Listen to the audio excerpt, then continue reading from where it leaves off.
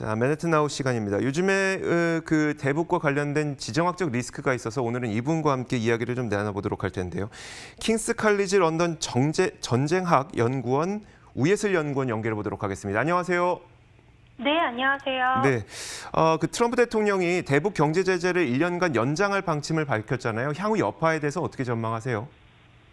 네, 이제 사실 트럼프 대통령이 이제 대북 경제 제재를 연장한 것은 이제 북한에 대한 이제 경고의 메시지, 즉 이제 비핵화 진전 없이는 제재 완화도 없다라는 것을 좀 확실하게 전한 것이라고 해석이 되고요. 특히 이제 11월 미국 대선을 앞두고 이제 트럼프 대통령이 이제 의도적으로 이번 사건을 이제 공론화하지 않고 있다는 분석도 많이 나오고 있어서 당분간은 이제 교착 상태가 지속될 거란 생각이 또 듭니다. 또 북한이 이제 추가 도발, 특히 이제 실제 군사적 도발에 나설 수 있다는 것에 굉장히 큰 우려가 되고요. 이제 6월 25일 또 미국의 이제 독립기념일인 이제 7월 4일 또 11월 미국 대선 이렇게 중요한 날들의 긴장을 높이기 위해서 이제 중단거리 미사일 도발이나 이제 핵무력 강화에 나설 이제 그럴 위험이 좀 있습니다. 개성공단 사무소 폭파 사건 이면에는 이 트럼프 흔들기 카드가 숨겨져 있다는 해석도 우세한데 여기에 대한 해석은 어떠세요? 네. 사실 이제 북중 무역 중단과 이제 계속되는 대북 제재 또 식량 부족 이런 이 여러 가지 문제로 인해서 이제 북한 상황이 사실 상당히 악화되었다는 것이 이제 표면적으로 드러난 게 이번 이제 사무소 폭파라고 볼 수가 있고요. 그리고 이것은 실제로 이제 한국을 공격하는 것으로 보이지만 이제 결국 이제 미국을 향하는 메시지라고 볼 수가 있습니다. 그리고 이제 트럼프 대통령이 기존의 국제 이론으로는 좀 설명이 굉장히 힘든 이제 그런 외교를 해왔던 대통령이기 때문에 이제 항상 이제 김정은 국무위원장과의 이제 친분을 과시하면서 한반도 비핵화 성과를 이루겠다고 이제 강조했지 않습니까? 그래서 이번 북한의 도발은 이제 트럼프 대통령의 임기 중에서 이제 외교적 정치 성과에 확실한 압박으로 작용하지 않나 이런 생각이 듭니다. 자, 이런 북한의 지정학적 리스크가 과연 국제 정세는 어떤 영향을 끼치게 될 것이냐. 사실 우리가 가장 걱정하는 것은 악영향이 얼마나 클 것이냐거든요. 어떻게 보세요? 네. 그러니까 사실 동북아 안보가 앞으로도 굉장히 중요하고 이제 복잡한 문제라고 볼 수가 있습니다. 뭐 반도체나 무역 상황만 봐도 이미 이제 미중 경쟁이 사실상 본격화된 거나 마찬가지고요. 또 이제 영국을 비롯한 유럽 연합에서도 이런 한반도 안보 상황을 이제 계속 주시하고 있고 또 이번 이제 개성공단 사무소 폭파와 이제 남북 관계 악화에 굉장한 우려를 또 표하고 있습니다. 이런 이제 불안정한 한반도 안보가 사실 이제 중국이 부상하는 시점에 맞물려져 있기 때문에 앞으로 이제 북한의 비핵화 협상이 국제 정세에 이제 상당히 중요한 영향을 이제 끼칠 거라고 예상됩니다.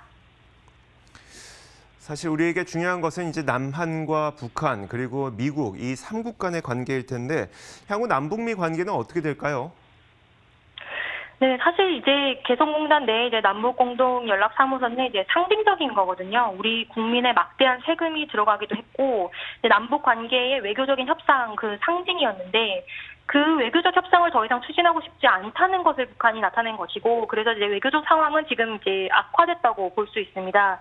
이제 때문에 우리 입장에서는 이제 미국과의 이제 대북 대응책 조율하는 것에 이제 최선을 다해야 하고, 또 동시에 이제 기존 대북 정책을 좀 더 이제 폭넓게 확장해서 앞으로는 좀 더 이제 유연하게 좀 접근할 필요가 있지 않나 이런 생각이 듭니다. 또 무엇보다 사실 가장 중요한 것은 이제 우리 국민의 안전, 이제 국민들의 우려가 확대되지 않도록 더 이상 이런 이제 역효과가 생기지 않게 이제 관계를 잘 맞춰나간다고 생각합니다.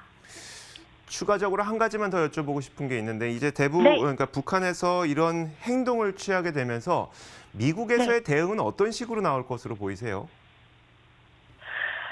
사실 지금 이제 미국이 이제 대선을 앞두고 있기 때문에 사실은 좀 조심스러운 부분이 많습니다. 그래서 이거를 이제 의도적으로 이제 트럼프가 조금 이제 공론화하지 않고 있다는 그런 분석이 많이 나오고 있는데 사실 그 분석이 이제 대선 전까지는 연장될 가능성이 굉장히 높습니다. 네. 알겠습니다. 자, 그러면 이어서 이제 코로나19 현재 상황부터 경제 재개 상황까지 미국 현지 상황도 좀 전해 주시죠.